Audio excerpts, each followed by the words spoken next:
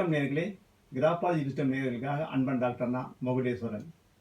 நேயர்களே, கடந்த வாரம் நம்ம பார்த்தது குருராஜ ஸ்ரீ ராகவேந்திர சுவாமி அவர்களுடைய கையெழுத்து. சரி, இப்போ நம்மளுடைய ப்ரெசன்ட் இந்த உலகத்துக்கு நம்ம வருவோம். அதாவது இப்போ இருக்கிற மனிதர்கள் கையெழுத்தை எப்படி போட்டால் பெஸ்ட்டு, எப்படி போட்டால் நாட் குட் அப்படிங்கிற மாதிரி ஒரு ஆஸ்பெக்ட் இருக்குது. சரி, இதில் வந்துட்டு ஃபஸ்ட்டு இன்றைக்கி நம்ம பேசிக் தொடர்றது என்னென்னா, not signature, only handwriting. ஃப்ரெண்ட்ஷிப்பில் ஒரு சிக்னேச்சர் பற்றி கொஞ்சம் டிப்ஸ் கொடுக்குறேன். சரி, இப்போது எந்தெந்த மாதிரி ஏ போடுறவங்க, எந்தெந்த மாதிரி குணாதிசயங்கள் உள்ளவங்களாக இருப்பாங்க அப்படிங்கிறத கொஞ்சம் நம்ம பார்ப்போம். இந்த மாதிரி சில பேர் ஏ போடுவாங்க. அதாவது இந்த டைல் வந்து கொஞ்சம் அளவாக இருக்கும். இந்த மாதிரி ஏ போடுறவங்க வாழ்க்கையில் ரொம்ப கான்ஃபிடண்ட்டாக இருப்பாங்க, ரொம்ப மெமரி ஜாஸ்தியாக இருக்கும், தன்னம்பிக்கை ரொம்ப அதிகமாக இருக்கும், எடுத்த காரியத்தை பர்ஃபெக்டாக முடிப்பாங்க. அதாவது பார்த்துட்டு மருந்து பிச்சுடு அப்படிங்கிற மாதிரி யாருக்கு தேவையோ அவங்களுக்கு மட்டும் உதவி பண்ணுவாங்க. வாழ்க்கையில் ரொம்ப உஷாரான ஒரு கேரக்டராக இருப்பாங்க. சரி, சில பேர் இந்த ஏவை நீட்டி போடுவாங்க. இந்த ஷார்ட்டாக இருக்கிறது கொஞ்சம் லெங்க்த்தாக அப்படி அப்ளை பண்ணுவாங்க. இப்படி அப்ளை பண்ணுறாங்க அப்படின்னா மேற்சொல்ல குணாதிசயங்களோட சேர்த்து கொஞ்சம் அலட்சியமான பண்ணை கூட அதிகமாக இருக்கும். அப்புறம் வந்தால் பார்த்துக்கலாம் அப்படிங்கிற மாதிரி, அதாவது போஸ்ட்போன் டெண்டன்சி. இந்த ஏ போடுறவங்க ஆல்மோஸ்ட் வாழ்க்கையில் வெற்றி அடையக்கூடிய வாய்ப்பு இருக்கும். இந்த ஏ போடுறவங்க கண்டிப்பாக வெற்றி அடிக்கிற வாய்ப்பு இருக்கும். இந்த ஏ போடுறவங்க வாழ்க்கையில் கொஞ்சம் ஸ்ட்ரகிள் பண்ணி முன்னுக்கு வர வேண்டியிருக்கும், ஆனால் முன்னுக்கு வந்துடுவாங்க. இது ஒரு மெயின் பாயிண்ட். அப்புறம் இன்னொரு சில பேர் ஏ போடுவாங்க. இந்த மாதிரி ஏ போடுவாங்க. அதாவது ஏவா எல்லா சியா அப்படிங்கிறது அது தெரியாது. ஆனால் இங்கே போடுறது வந்து இந்த ஏ வந்து இப்படி போட்டு அந்த உள்ள லூப் கொடுப்பாங்க, பேர் லூப் கட்டிங். இந்த லூப் கட்டிங் இந்த மாதிரி ஏ போடுவாங்க. இவங்கள்ட்ட ரொம்ப ஒரு விசேஷமான விஷயம் என்னென்னு கேட்டிங்கன்னா, வெரி குட் ஹார்ட் ஒர்க்கர். நல்ல ஹார்ட் ஒர்க் பண்ணுவாங்க, நல்ல பிளான் பண்ணுவாங்க. இவங்ககிட்ட இருக்கிற மேஜர் வீக் என்ன அப்படின்னு கேட்டிங்கன்னா, எந்த ஒரு காரியத்துக்கும் தனக்கு தான் எல்லாமே தெரியும் அப்படிங்கிற மாதிரி ஓவர் கான்ஃபிடண்ட்டாக செயல்பட்டு தன்னுடைய வெற்றியை தள்ளி போட்டுக்குவாங்க. ஸோ இந்த மாதிரி ஏ போடக்கூடாது. இன்னும் சில பேர் ஏ போடுவாங்க. எப்படின்னா ஒரு ஏ போட்டுருவாங்க. அதாவது இந்த இதுக்கு ஓப்பன் ஸ்பேஸ் வரும், இந்த இதுக்கு ஓப்பன் கட்டிங் வரும். இந்த மாதிரி ஏ போடுறவங்ககிட்ட நாம் கொஞ்சம் எச்சரிக்கையாக இருக்கணும். இவங்ககிட்ட காசு பணம் கொடுத்தா திரும்பி வராது. நல்லா நோட் பண்ணிக்கோங்க. இந்த மாதிரி ஏ போடுறவங்ககிட்ட காசு பணம் கொடுத்தா திரும்பி வராது. அது ஒன் வே டிராஃபிக் தான். ஸோ இந்த டெய்லர் சிட்டி ஓப்பன் கட்டிங் பண்ணிவங்ககிட்ட இவங்க வந்து நல்ல ஹார்ட் ஒர்க் இருந்தாலும், அது சம்பாதிச்சு முன்னுக்கு வந்தாலும் பல விஷயங்கள் வீக்காக இருப்பாங்க. பாலியல் விஷயத்தில் வீக்காக இருப்பாங்க, பண விஷயத்தில் வீக்காக இருப்பாங்க, அப்புறம் ஃபால்ஸ் ஸ்கோப் கொடுப்பாங்க, தேவையில்லாத நம்பிக்கை கொடுத்து ஏமாற்றுவாங்க. ஸோ இந்த மாதிரி ஏ வந்து கண்டிப்பாக போடவே கூடாது. இன்னும் சில பேர் வந்து ஏவை ரொம்ப பர்ஃபெக்டாக அப்ளை பண்ணுறேன்னு நினச்சிட்டு அப்ளை பண்ணுவாங்க. இவங்ககிட்ட எப்பவுமே ஒரு தாழ்வு மனப்பான்மை இருந்துகிட்டு இருக்கும். எது கொடுத்தாலும் என்னால் முடியுமா, என்னால் செய்ய முடியுமா அப்படிங்கிற மாதிரி ரொம்ப தயங்குவாங்க. அப்புறம் இன்னொரு விஷயம் இவங்ககிட்ட இருக்குது. அதாவது நல்லா ஒழுங்காக போயிட்டு இருக்கிறவங்க கூட வந்து இல்லை வேண்டாம், பயனாக போக வேண்டாம் அப்படி சொல்லி தடுத்து நிறுத்தி இவங்க வெற்றியும் தடுத்துக்கிறது இல்லாமல் கூட இருக்கிறவங்களோட வெற்றியும் தடுத்து நிறுத்திடுவாங்க. அதாவது பயமுறுத்திடுவாங்க. இந்த மாதிரி ஏ போடுறவங்க வந்து ரொம்ப எச்சரிக்கையாக இருக்கணும். இந்த மாதிரி ஏ நீங்கள் கீழே போட்டுட்டு இருந்தீங்கன்னா தயவு செஞ்சு அவாய்ட் பண்ணிடுங்க. அதாவது இந்த ஏ பார்த்தீங்கன்னா ரொம்ப இந்த உள்ளுக்கு ஓவல் கட்டிங் இருக்குது பாருங்கள். இது ரொம்ப ஷார்ட்டாக இருக்கும், இப்படி இருக்கும். இன்னும் கீழே மாதிரி கூட போடுவாங்க.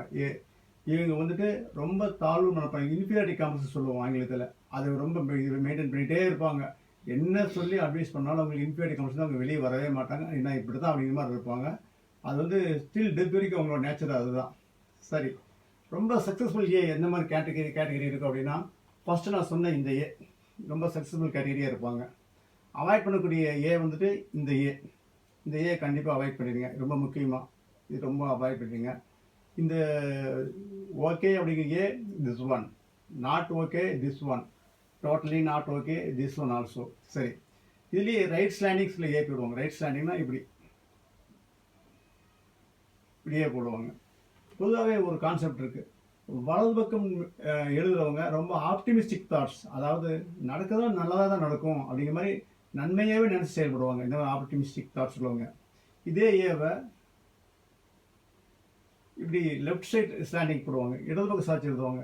இவங்களாம் எப்படி நேச்சர் அப்படின்னா, ஐயோ வெளியில் போயிட்டு ஏதாச்சும் ஆகிட்டு என்ன பண்ணுறது, போகிற மழை வந்துட்டு என்ன பண்ணுறது, போகும்போது விபத்து வந்துட்டு என்ன பண்ணுறது, நம்ம போய் அவர் இல்லைன்னு கையில் போட மாட்டேதான் என்ன பண்ணுறது, நம்ம போனால் அவர் இல்லைன்னு என்ன பண்ணுறது, இந்த மாதிரி எது இருந்தாலும் நெகட்டிவாக நினச்சிக்குவாங்க. அப்புறம் பார்க்கலாம், ஐயோ வேண்டாம் எனக்கு போக தெரியல, வேண்டாம் முடியாது அப்படின்னு சொல்லி எல்லாமே தள்ளி போட்டுருவாங்க. இந்த ஏ வந்துட்டு வாழ்க்கையில் பெரும்பாலான ஆல்மோஸ்ட் லேபர்ஸ் இந்த மாதிரி இருப்பாங்க. அதாவது நெகட்டிவ் தாட்ஸ்லேயே போய்டும். நமக்கெல்லாம் என்னங்க அதெல்லாம் அவங்களாம் கொடுத்து வச்சவங்க, அவங்களாம் பெரிய ஆளுங்க அப்படிங்குவாங்க. ஆனால் ஒருத்தர் பெரிய ஆளாக வர்றதுக்கு அது ஒரு உதாரணம் சிம்பிளாக சொல்கிறேன் உங்களுக்கு, ரொம்ப லாஜிக்காக சொல்கிறேன். ஒருத்தன் ஒரு காரில் போகிறான் அப்படின்னா, அந்த காரில் போயிட்டு இருக்கான்னா அந்த காருக்கு பின்னாடி 1000 கதைகள் இருக்கும். அதுக்கு பின்னாடி மூட்டை தூக்கியிருப்பாங்க, சின்ன சைக்கிள் வாங்கியிருப்பாங்க, அந்த சைக்கிளை டீலோட வாங்கியிருக்கலாம், ஸ்கூட்டி வாங்கியிருப்பாங்க, டீலோ வாங்கியிருப்பாங்க, அப்புறம் கடுமையாக உழைச்சி பெரியவர்களுக்கு முன்னுக்கு வந்துட்டு இருப்பாங்க. ஆனால் அதெல்லாம் வந்து பெரியவங்க ஆல்மோஸ்ட் தெரியாது. அந்த ஏக்கான குவாலிட்டி நான் சொன்ன இவங்க தான் ஃபஸ்ட்டு கேட்டகிரி. இந்த ஏ கேட்டகிரி வந்துட்டு ஆல்மோஸ்ட் லேபர் கேட்டகிரி. இது வந்து மைனஸ், இந்த மாதிரி போடக்கூடாது. ஐஸ்லாண்டிக் போடுறாங்க, இவங்க வந்து ஆல்மோஸ்ட் ஆப்டிமிஸ்ட் தான் சொல்லுவாங்க. ஓகே, இப்போ நாம் ஏ பார்த்துட்டோம். இப்போ பி ஆல்ரெடி பார்ப்போம். இந்த மாதிரி சொல்லிகிட்டே போனால் வந்து உலகத்தில் மில்லியன் கணக்கில் வந்து ஜனங்க வந்து இருக்கிறாங்க. மில்லியன் கணக்கில் ஜனங்க இருந்தாலும் மில்லியன் கணக்கில் அவங்களோட கையுடைய தம்ப் இம்ப்ரெஷன் டிஃப்ரென்ஸாக இருக்கும். அது வந்து இறைவனுடைய படைப்பு. அதே போல் மில்லியன் கணக்கில் ஸ்ட்ரோக்ஸ் இருக்கும். ஆனால் ஹைலைட்டான விஷயம், தம்ப் இம்ப்ரெஷன் மாறலாம். பிரெயினோட மைண்ட் செட் சில பேர் பார்த்தீங்கன்னா எப்போயும் ரொம்ப பர்ஃபெக்டான ஜோடியாக ஃப்ரெண்ட்ஷிப் இருப்பாங்க. லைஃப் டைம் அவங்க பிரியவே மாட்டாங்க. ஆணாக இருந்தாலும் பெண்ணாக இருந்தாலும் அவங்க லைஃப் டைம் ஒரே பேராக இருப்பாங்க. அவங்களும் எல்லாமே ஒத்து போகும். ஃபைட் பண்ணாலும் ஒரு உடனே இமீடியட் ஜாயின் பண்ணிக்குவாங்க. இந்த மாதிரி சில கான்செப்ட்ஸ்லாம் இருக்குது. அதை வந்துட்டு தம்ப் இம்ப்ரெஷன் மாறினாலும் அவங்களுடைய மன அலைகள் வந்து ரொம்ப கான்செப்டாக ஒத்து போயிடும். அது வந்து ஏழு ஆல்மோஸ்ட் இருக்காது, பியில் இருக்கும். உதாரணமாக இந்த பி எடுத்துப்போம். இது பி போடுவாங்க. இந்த மாதிரி பி போடுறவங்க டெஃபினட்டாக வந்துட்டு ஃப்ரெண்ட்ஷிப்பை விட்டு கொடுக்க மாட்டாங்க. லைஃப் டைம் ஃப்ரெண்ட்ஷிப் மெயின்டைன் பண்ணிட்டே இருப்பாங்க. ஆல்மோஸ்ட் பேட் ஹேபிட்ஸ் எதுவுமே இருக்காது. ஆல்மோஸ்ட் மெஜாரிட்டி இருக்கவே சான்ஸ் இருக்கவே இருக்காது. இன்னும் சில பேர் வந்துட்டு பிஏ, அதாவது ஸ்மால் பிஏ வந்து நான் சொல்கிறது எல்லாமே ஸ்மால் லெட்டர் தான், நாட் கேபிட்டல் லெட்டர். இந்த ஸ்மால் லெட்டர் பிஏ வந்து ஒரு டைப்பாக அப்ளை பண்ணுவாங்க. அதாவது ஒரு வெர்டிகல் போட்டு கீழே ரவுண்ட் அப்ளை பண்ணுவாங்க, rounds of circle round apply பண்ணுவாங்க. அவங்க எப்படிப்பட்ட குணாதிசயம் உள்ளவங்களா இருப்பாங்க அப்படின்னு பார்த்தீங்கன்னா, வாழ்க்கையில் எவ்வளோ பெரிய கஷ்டங்கள் வந்தாலும் துணிஞ்சு போராடக்கூடிய ஆற்றல் உள்ளவங்களா இருப்பாங்க. ஒன். ரெண்டாவது, எந்த ஃபீல்டு அவங்க சூஸ் பண்ணாங்களோ அந்த ஃபீல்டில் நிச்சயமாக அவங்க வெற்றி வருவாங்க. மூணாவது, அவங்களோட வாழ்க்கை துணையை அவங்களே பர்ஃபெக்டாக ஜெனினாக தேர்ந்தெடுத்துக்குவாங்க. நான்காவது, அவங்களுடைய சில்ட்ரன்ஸ் அவங்க வந்து க்ரோத் பண்ணுறது அப்படின்னா சொசைட்டிக்கு ரொம்ப ஆப்டான பி அப்படின்னு எடுத்து பார்த்தா, அது அவங்க சில்ட்ரன்ஸ் வளர்க்குறதுலேருந்து, அவங்க தன்னுடைய வாழ்க்கை முறை அமைச்சிக்கிறதுலேருந்து, தன் கூட இருக்கிற சர்க்கிளை முதல்ல பர்ஃபெக்டாக அமைச்சிக்கிறதுலேருந்து இந்த பி போடுறவங்க தான் ரொம்ப ரொம்ப ரொம்ப ரொம்ப சப்போர்ட்டிங் சொசைட்டிக்கு இருக்கக்கூடியவங்க. இந்த பி போடுறவங்க. ஆனால் இந்த பி போடுறதுக்கு மெஜாரிட்டி யாருக்குமே பொறுமை இருக்காது அப்படிங்கிறத ஒரு மெயின் கான்செப்ட். ஆனால் இந்த மாதிரி பி அப்ளை பண்ணால் நான் முதல்ல சொன்ன எல்லாமே, தன்னுடைய வாழ்க்கையை சிறப்பாக அமைச்சிக்கிறது, தன் கூட இருக்கிறவங்க வாழ்க்கையை சிறப்பாக அமைச்சிக்கிறது, குடும்ப வாழ்க்கை சிறப்பாக அமைச்சிக்கிறது, குழந்தைங்க வாழ்க்கை சிறப்பாக அமைச்சிக்கிறது, வாழ்க்கையில் வெற்றி பெறது எல்லாமே இந்த பிக்குள்ளே தான் இருக்கும். இந்த மாதிரி ஏபி ஒவ்வொரு கான்செப்டாக நம்ம போயிட்டே இருந்துட்டோம்னா 26 லெட்டரில் குறைஞ்சபட்சம் நம்ம வந்துட்டு ஒரு 1.5 லட்சம் 3 லட்சம் ஸ்ட்ரோக்ஸ் பக்கம் நம்ம போயிட்டே இருப்போம். சரி நேர்களே, இந்த ஆல்பபெட்ஸில் நம்ம பார்த்தது ஸ்மால் லெட்டர் மட்டும் தான், நாட் கேபிட்டல் லெட்டர்.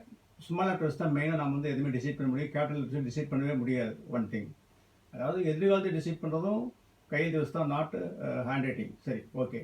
இப்போ நம்ம வந்து எது பெஸ்ட்டு ஆல்பபெட்ஸ், எது பேட் அப்படிங்கிறத நம்ம தெரிஞ்சு வச்சுக்கிட்டோம். நீங்களும் உங்களுக்கு கையெழுத்தை பற்றி உங்களுக்கு சந்தேகம் இருந்ததுன்னா கீழ்கண்ட எனக்கு தொலைபேசி எண்களோட என்ன தொடர்பு கொண்டு நீங்களுடைய டீட்டெயில் நீங்கள் தெரிஞ்சுக்கலாம்.